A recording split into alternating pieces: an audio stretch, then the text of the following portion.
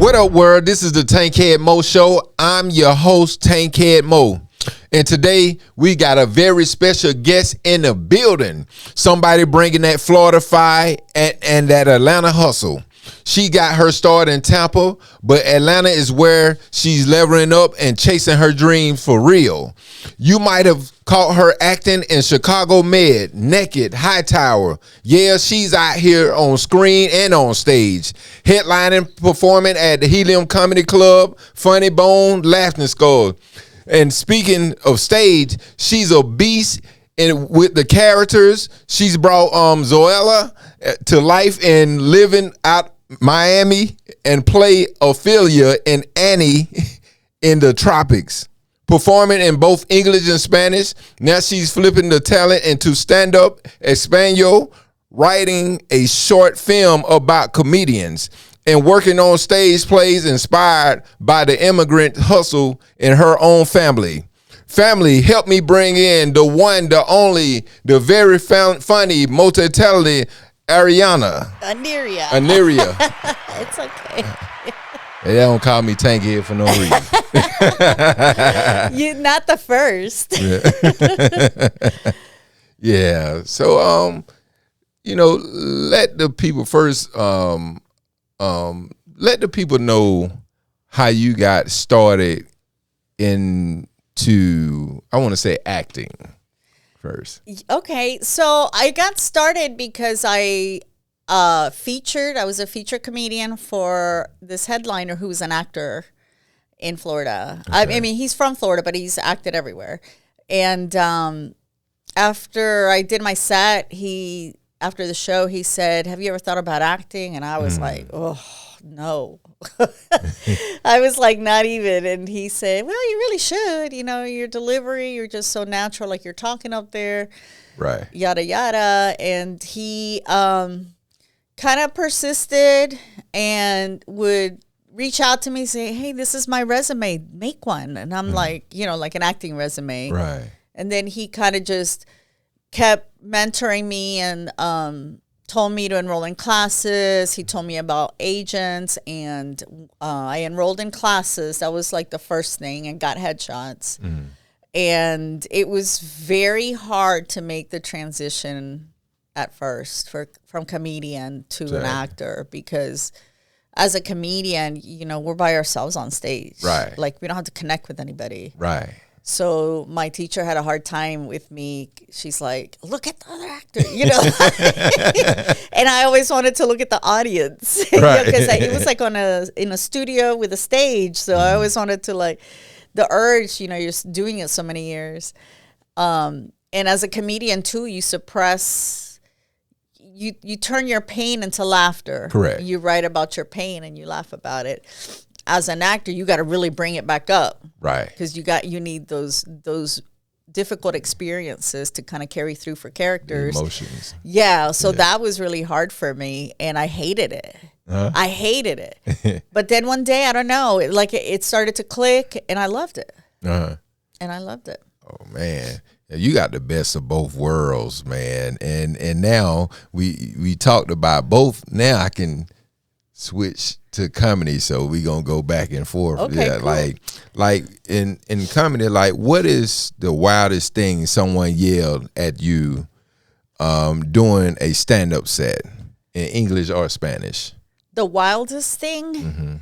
I haven't had anything happen yet in Spanish, because I'm just doing that side of comedy. Okay. Oh, let's see. There's so many. I started in Florida. I'm a Latina that started in Florida. I would say the hardest thing, it wasn't even something that someone said. Things that people have said are like, when is she going to get off? Like off the stage. And that was one thing. And I handled it. And it was it was a gentleman. He was wearing a cowboy hat, cowboy boots. He was there with his wife, and I guess I was doing, like, kind of, just humor, like, for women, I guess. And right. I mean, I think that what I do is for all genders and ages, because I have kids, so I can talk about that aspect of the parenting part. or dating or whatever. But for some reason, he just was over it, you know? And so he said that, and I was like, when you get out of your panties and your bra, you know, or something like that, I'm like, attack his manhood. Right. And his wife just, and his wife was laughing through the whole show. So it didn't matter. But the hardest thing I think that's ever happened to me, it wasn't that somebody yelled. I was doing a show in a small beach town in Florida called Apollo Beach. And it was a packed house. And this gentleman with like, he looked like Santa Claus. And he was wearing a veteran's hat, right? And, you know, Florida's Florida. Yeah, most definitely. Yeah. For real. Yeah. And when I got to the beginning, in the beginning of my set, I throw out there like, yeah, I'm a Latina. And the minute I said that, he grabbed his chair and he turned it around and gave me his back. And he was there with his wife as well. And I was like, wow. Wow. And it was having to find that balance where like you can't let it upset you because you owe it to the rest of the people to have a good time because they came to see you. Right. You know, this man would just, you know, whatever, happened to be there or whatever. You owe it to the people that are laughing. Right. So I just ignored it. And then I started noticing that every time his wife would laugh at something, I'd say he would smack her. Like not, you know, like a tap, like, don't laugh at that, don't laugh at that. And she put up with it for the first few times, but then she just like pushed his hand. And I'm like, oh, that's going to be a fight going home, you know. Yeah. But I just didn't address it. I just kept doing it. Fortunately, like on the left side of the audience, I remember there was a table of like 10 Puerto Ricans.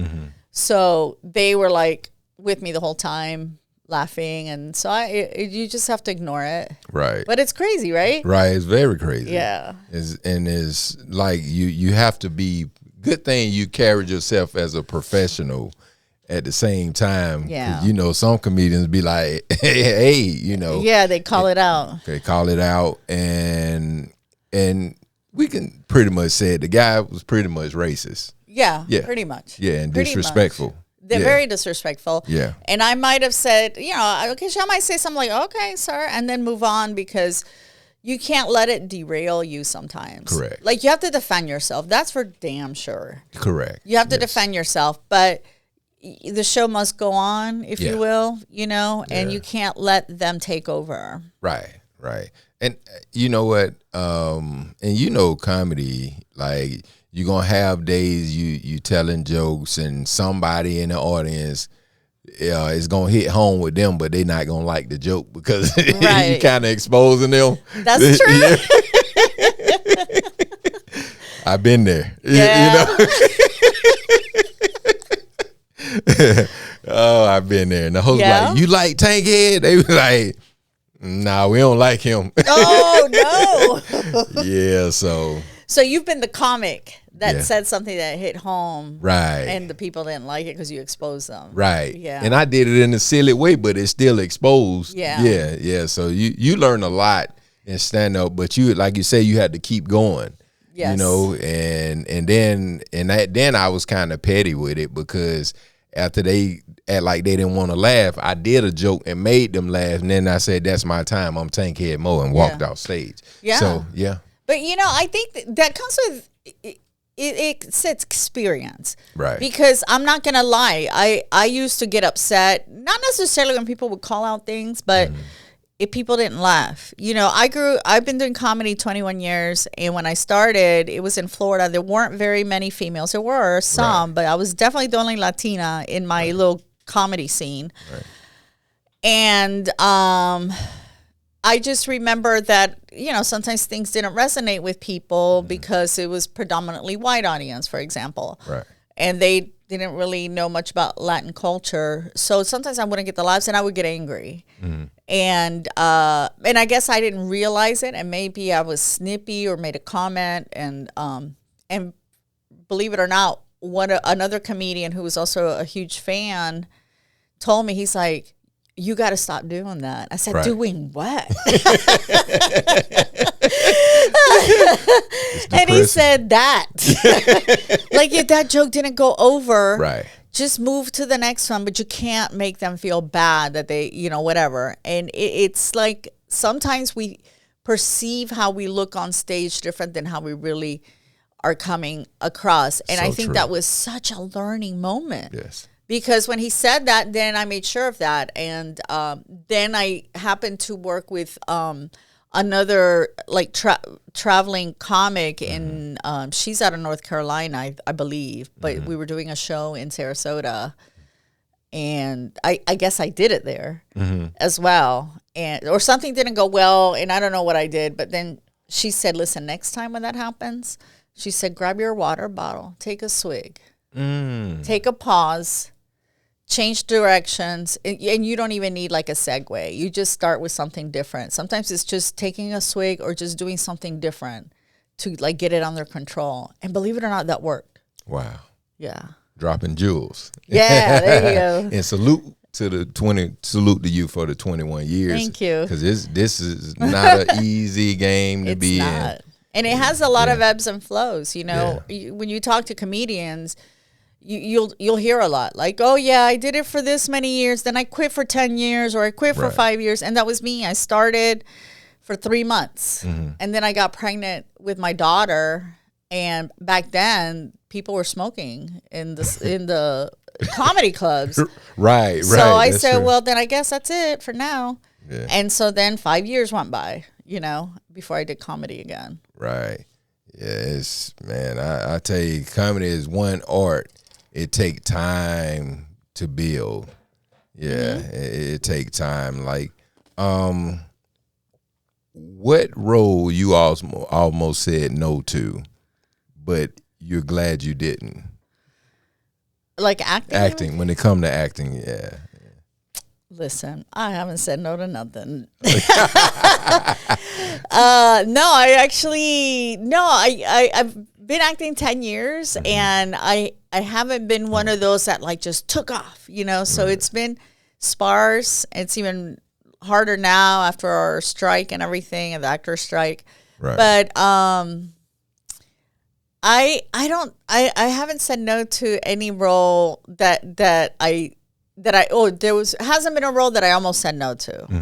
I have said no, but it was either because something wasn't right with the contract or the situation, maybe the conflict of dates or whatever. But no, I make it happen. I have had people say, like when I did the Marlon Wayans, naked. Yeah. That was the first big project I ever did. Yeah. And I remember somebody said, "Oh, well, you're playing a maid. That's so stereotypical." People try to discourage you. They try to hate, even though they don't act, Yeah. So this person isn't even entertainment, and it was like trying to find the negative. I'm like, yeah, but there are maids that are Latinas, and it's part of the story, right? Right. So you get sometimes comments like that make you doubt what you're doing, but then you got to remember, don't listen to them. They're not fighting. They're not in this fight. Correct. They're not out there doing auditions, going to classes, paying for headshots and all that jazz. What was it like, speaking of naked, what was it like working with Marlon Wayans? Yeah, it was amazing. It was so funny because it was my first gig like that, big gig, and it was with him, and he's obviously from a big comedy family. Right. When I was in the 90s as a teen, I loved, or in my 20s, I guess. I'm making myself younger. In Living Color? Yeah, In Living Color was my favorite show. Yeah. And so when I got that audition, funny thing is, so when I got my agent, I was a horrible actor.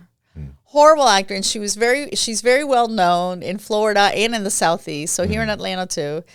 I had auditioned for her, for my agent. And I remember she telling me, "Oh, honey, you are just too green. You're only going to do commercials, and you're only going to do, what was the other thing? Industrials. Which is, like training videos." Yeah. And I said, okay, whatever. I know I'm not good. But then this audition for Naked came up. And they wanted a woman in her 40s with comedic timing, and that was fluent in both languages, in English and Spanish. Oh, wow. And I'm like, okay. And I was scared. I was scared to do the audition because I already knew I wasn't a good actor.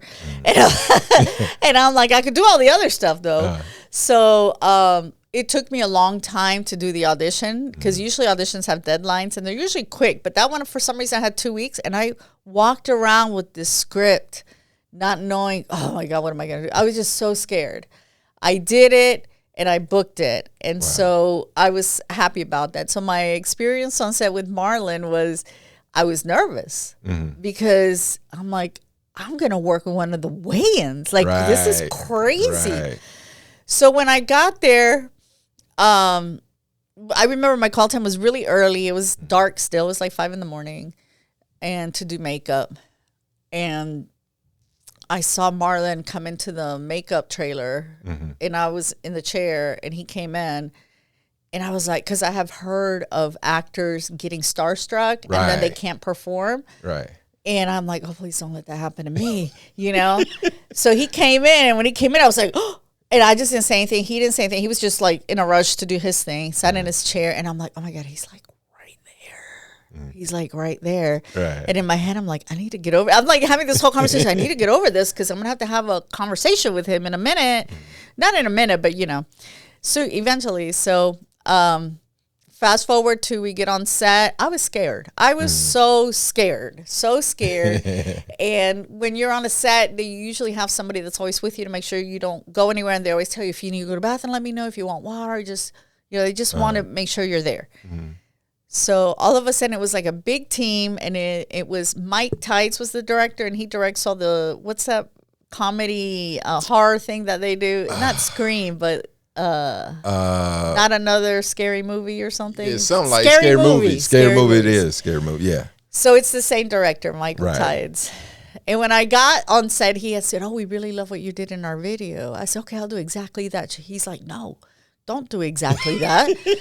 Says Marlon and I, and to hear somebody say Marlon and I want you to, it's like, oh my God, Marlon's been talking about me, you know? And it's such a little thing, but to somebody like me, it's like, oh my God. Right. So he's like, you know, Marlon and I want you to try different things and be, you know, this is a very open environment for comedy and improv, blah, blah, blah. So I'm waiting, and it's taking forever. And all of a sudden, everybody had their little radios on their shoulders, and the guy that was supposed to be, you know, corralling me is what I like to say. I hear through his little radio, he's like, Marlon's in the building, and I'm like, oh my God. I'm like, please don't pass out, Aniria, don't pass out. And I was like, oh my God, he's in the building. It's like, okay, bring Aniria in here. And so I'm like, oh my God, this is like such a production just to get there. Right.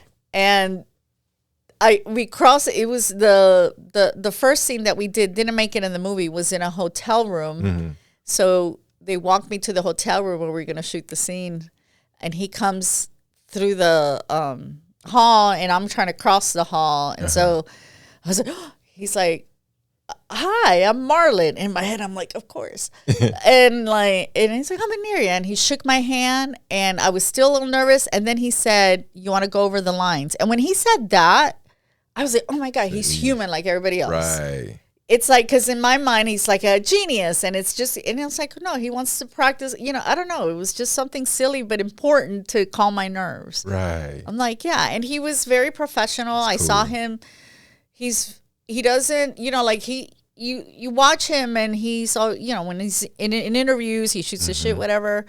But when it comes to acting, like, he's professional. Like, he stays in character. We try this. And he was he was like a co-director. So he also had, you know, saying how the scene was going to go. And that was interesting. There was, at one moment, Mike Tides and him didn't agree on something. So I got to watch how that developed. And Mike Tides is like short. And, you know, Marlon is tall. Yeah. So it was like, okay, Marlon, this is what we're getting. I know you're upset, but and I'm like, I'm like, this man is a genius. Like, they've worked together so long that he knows what to do, and Marlon gets, you know, doesn't agree or gets upset. Correct. So it was an interesting thing to watch, be on a set. Right. And that kind of stuff. But he was very cool. And then I got to see him like a few months later at my home club in Tampa do stand-up. And he was so gracious. Oh yeah. Because I said, hey, you know, I came in and he's like, oh, hey, how you doing? He was very, very nice. Right. You know, gave me a hug and I said, this is my home club. You know, I'm all proud of he's in my home club. And he's like, this you know, and he was just so nice about when we were chatting. He just chatted and I see this line just getting longer and longer, waiting to see him. Right. And everybody giving you that look like, who is this? Like, why is she taking all this time, you know? Right. And, but yeah, he was very, very professional and very cool. See, I see the Waynes, to me, I never met one, but I always wanted to. I was a big fan of A Living Color. And to me, they was bigger than the Cosbys. And Damian Wayans was one of the ones that's one person that I would love to meet and just sit down and talk to him. Oh, yeah. You know, even just about comedy. When I was young, I watched him do stand-up. You know, a lot of people mention a lot of other comedians, even though he stopped. But if you go back and watch him as a comic, even as an actor, hilarious. Yeah. Yeah, so I would love to just sit down and just chop it up with them. Because they up there like Michael Jackson, the Cosby. Absolutely. Like over there. And that's amazing that you had that opportunity. Yeah, and you know, and like you said, there's such a big comedy royalty. Right. That I remember before I met Marlon, I remember watching interviews of them saying, you know, and I had seen interviews with Marlon about how he wanted to come to Hollywood. Yeah. I think they were from New York or something. Yeah, I think so. And I think Damon, or one of them, the oldest brother, or Damon, one of them told him, well, if you come here, you gotta make your own movie because they're not gonna put you in the movie. Right. And that rang so many bells. Yeah, what's his name? Keenan. Mm-hmm. And that rang so many bells, and I never forgot that because I didn't know what it meant. Right. And then when he followed it with, they're not going to put you in their movies. Right. And so as a Latina, as a woman, it's like that stayed with me once I started. Because at that time, I wasn't even doing entertainment. I was just a fan. Right. And so then when I got entertainment, I'm like, okay, I see what he means. I see what he means, and I think about that phrase all the time. Right. So yeah. And I heard, because I have friends that live in LA, that when they go to open mic, when the Wayans go to open mic, it's like a ton of them go to open mic together. So it's like, oh, it's going to be a few hours because, you know, they're going to put them, they're going to have priorities. So. Right. Because I think he got nephews and nieces that does stand up. Yes. So, yeah. So they come prepared and deep. And that's a good bloodline, you know. It is. And even talking about like some of the other shows like Chicago Med, you know, what was that like? That was very different because that was, funny enough, that was like a few months after that. Okay. So I thought, oh my God, I got this. I'm going to be so good at this. And then it was nothing for like years. So so it's very deceiving when you book real quick like that and you're new. Right. But Chicago Med was different. It was a different experience because it was drama. And I played a Muslim, you know, and I played a Muslim mom whose son had got hit by a car and he might die because he couldn't breathe and he was a college kid. And I had to wear a hijab. You know, I hadn't done that. And I was like, and I had to do an accent of a culture that I'm not. And that was so scary because I'm like, I don't want him to think that and I didn't have to do the accent. Right. That's just when I auditioned. That's the choice I made. And then I was like, why did I do that? And so now I'm like, I got to deliver, right? Right. And so I had a husband. And that husband, believe it or not, he was really Muslim. Okay. And he's a stand-up comic out of Chicago. He's Persian. Okay. And I don't know if he's Muslim. I think he is Muslim. And so then the kid that played my son, I know for sure he was really Muslim.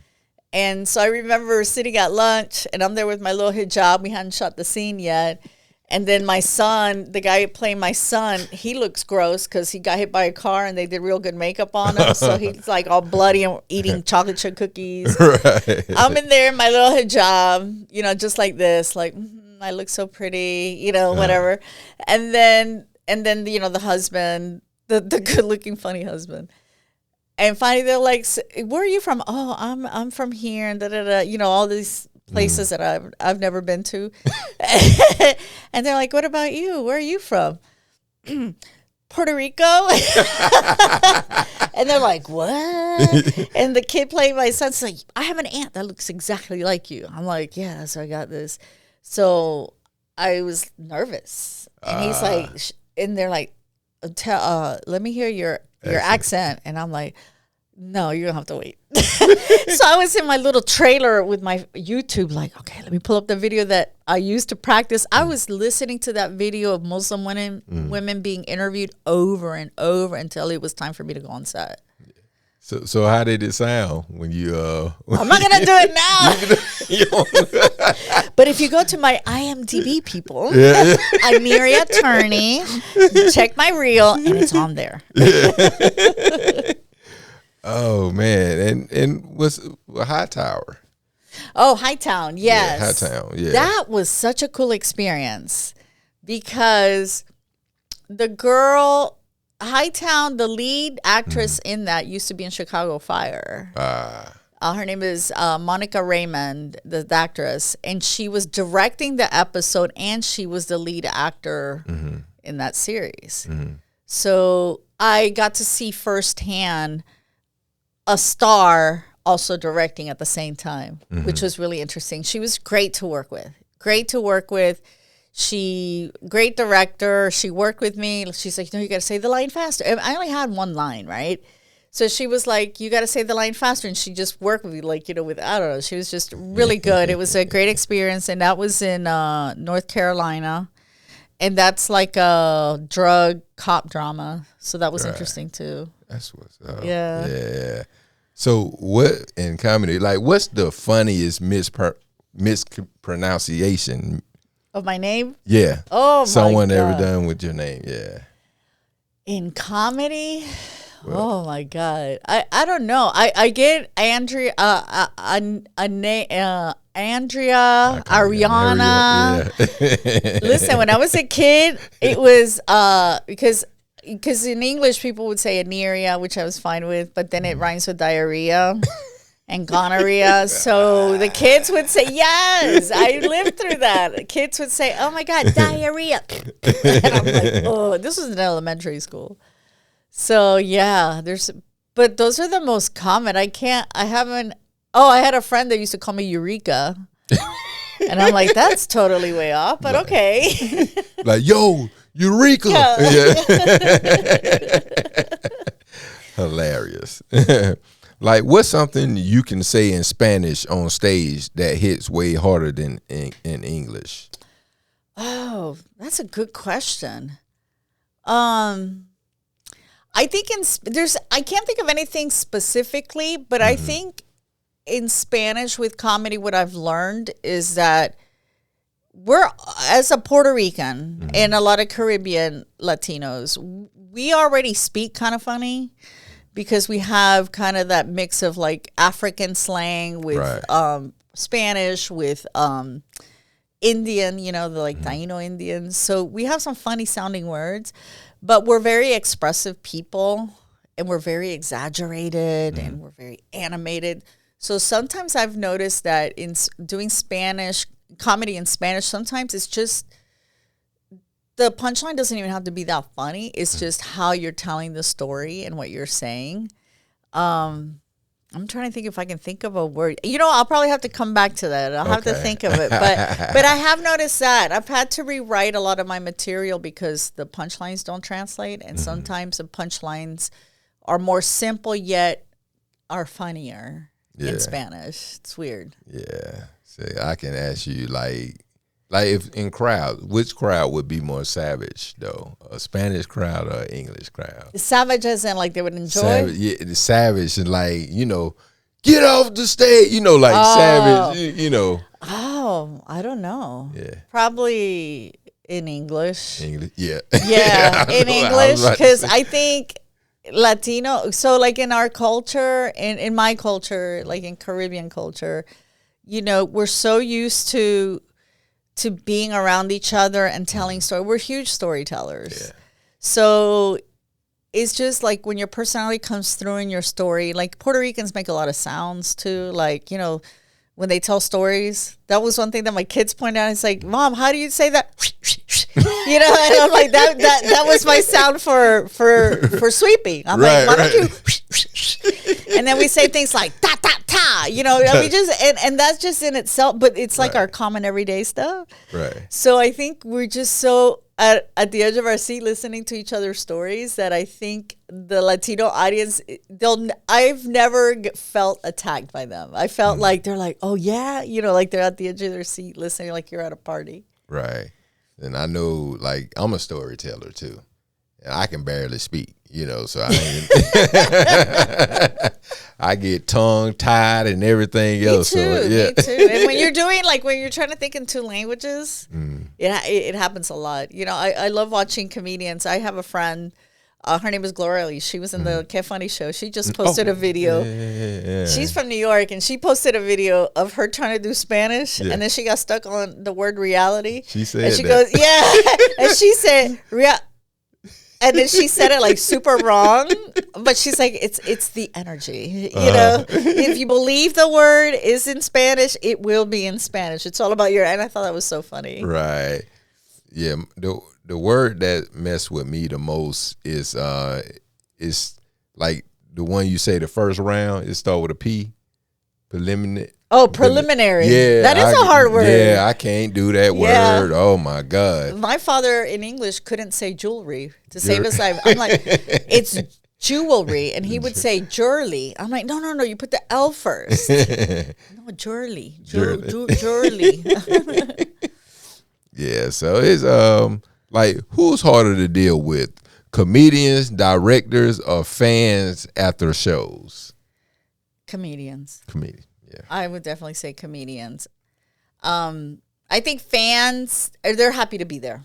They're happy to be there. They're happy to see you. They're all about you. Directors, well, they're kind of like your boss. So it's like you're trying to make their project. So it's, I haven't had any bad experiences with directors. But comedians... Comedians, you got your delusional comedians, you got your rude comedians, you got your alcoholic comedians, you got the sexist comedians, you got like all of them.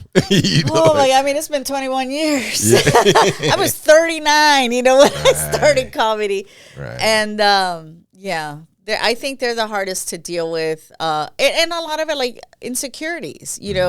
I can't tell you how many comedians I know that are so funny. Right. And so talented, but they don't realize how funny and talented they are. And the guy that was mentoring me for acting, he would tell me as a comic, he would say, look, I think you're very funny. I think you're so funny, but it doesn't matter what I think. You have to know it. Right. You have to believe in it to move forward. Because I was having, my insecurities was keeping me from moving forward into trying acting. Because, I was like, I'm barely doing it as a comedian. Now you want me to do this? Mm-hmm. So I think in the comedy scene, you see that a lot. And my daughter was recently visiting me here. And we went to, I think, a showcase at Helium in Alpharetta. And my daughter is not in the arts. She's an operations manager for a company. And after the show, you know how comedians sometimes mingle outside, and we were trying to go somewhere to eat or play pool or whatever, but nobody was leaving. And she's like, we finally get in the car, and she's like, oh my God, there's so much social anxiety among you comics. I said, yeah, that is a thing. That's true. Can like your daughter should be able to get you like on some of those corporate gigs too. Probably. This is her first. Did she have a year? Yeah, this is her first year working in corporate America. But you're probably right. She just works so damn hard. She's not even thinking about gigs. I mean, corporate stuff. But you're right. Yeah, that's my goal, to do cruise ships and corporate gigs. That won't be hard for you. Yeah. You'll do well. Thank you. Thank you. I'm trying. And yeah, all right. Like we had fun chopping it up. Now it's time to move to the other side of the show. Let's do it. This is where I put the comedian on the spot. This is called the Tankhead Hot Seat. Okay. Yeah. I'm down. So, are you ready? I'm ready. All right. Stage or screen? Oof. That's hard. Stage comes easier, but I like them both. That's a good answer. English comedy or Spanish comedy?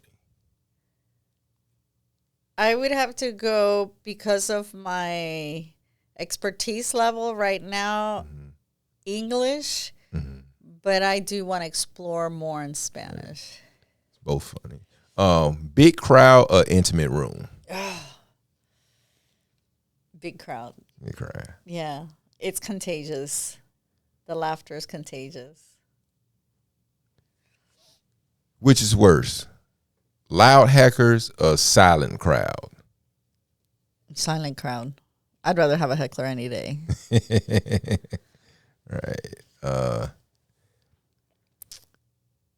Who's funnier, you or your best friend? Definitely me. But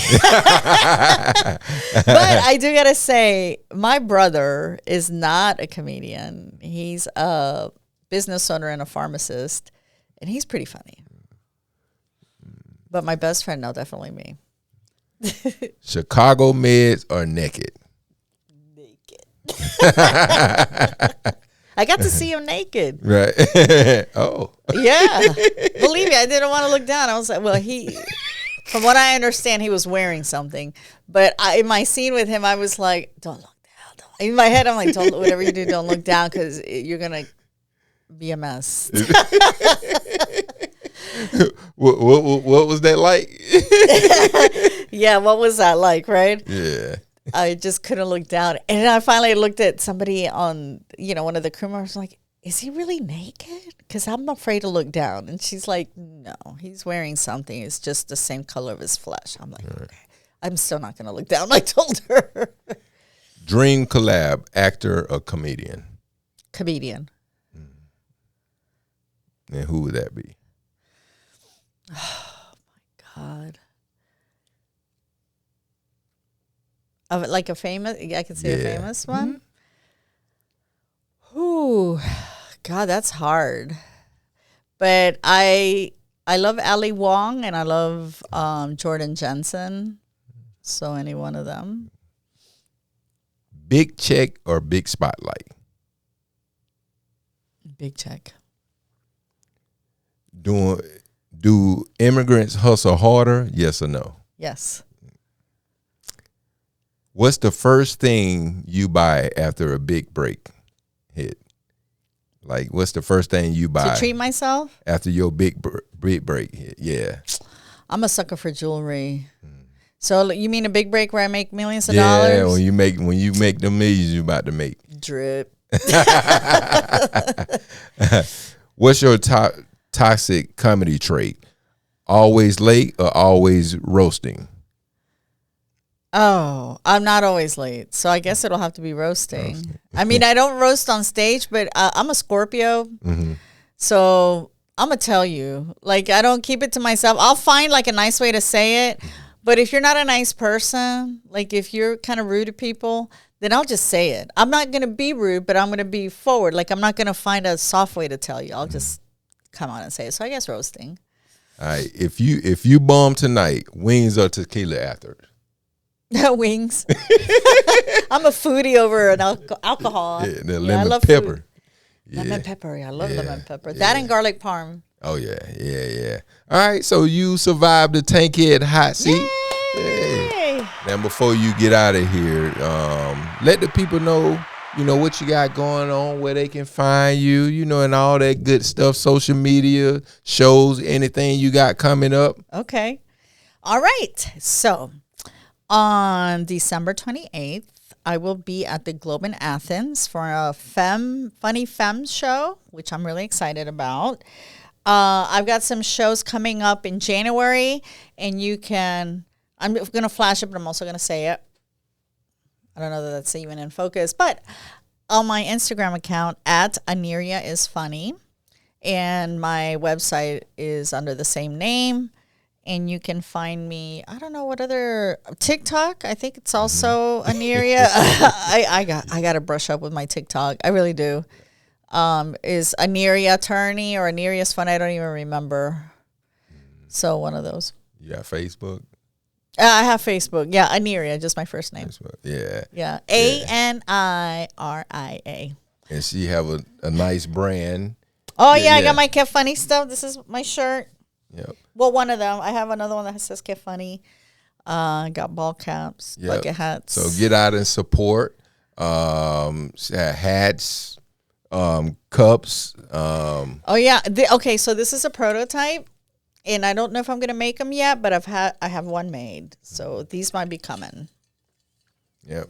And Aniria, she's very funny. I've seen her have her own show at the Helium. So get out and support her. It's a lot of comedians out here. So you get out and support. So you get to see a new, very funny comedian that's out here. That's the end of the Tankhead Moe Show. It's about the truth, the jokes, the Tankhead way. Peace. If you like this episode, please comment, like, share, and subscribe.